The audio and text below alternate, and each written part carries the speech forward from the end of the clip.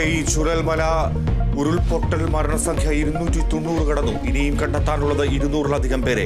മൂന്നാം ദിനം രക്ഷാപ്രവർത്തനം കൂടുതൽ യന്ത്രസഹായത്തോടെ. വേലിപ്പാലത്തിന്റെ നിർമ്മാണം അവസാന ഘട്ടത്തിൽ.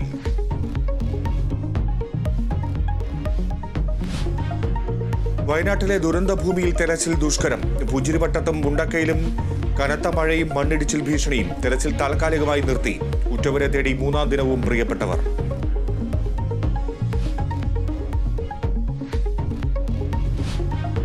രക്ഷാപ്രവർത്തനം വിലയിരുത്തി മുഖ്യമന്ത്രിയും രാഹുൽ ഗാന്ധിയും സൈനിക ഉദ്യോഗസ്ഥരുമായി ആശയവിനിമയം നടത്തി.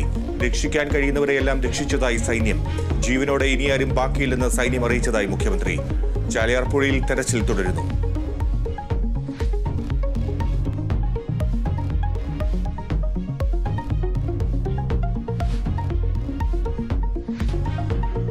വയനാട്ടിൽ തീവ്രമഴ മുന്നറിയിപ്പ്. വയനാട് ഉൾപ്പെടെ 4 ജില്ലകളിൽ ഓറഞ്ച് അലർട്ട്.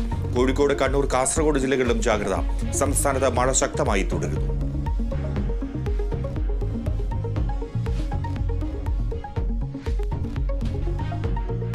ഉത്തരേന്ത്യയിൽ മഴക്കെടുതി രൂക്ഷം. ഡൽഹിയിൽ 9 മരണം. തലസ്ഥാനത്തിന്റെ താഴ്ന്ന ഭാഗങ്ങൾ വെള്ളത്തിനടിയിൽ. ഹിമാചലിൽ മേഘവിസ്ഫോടനത്തിൽ 2 മരണം.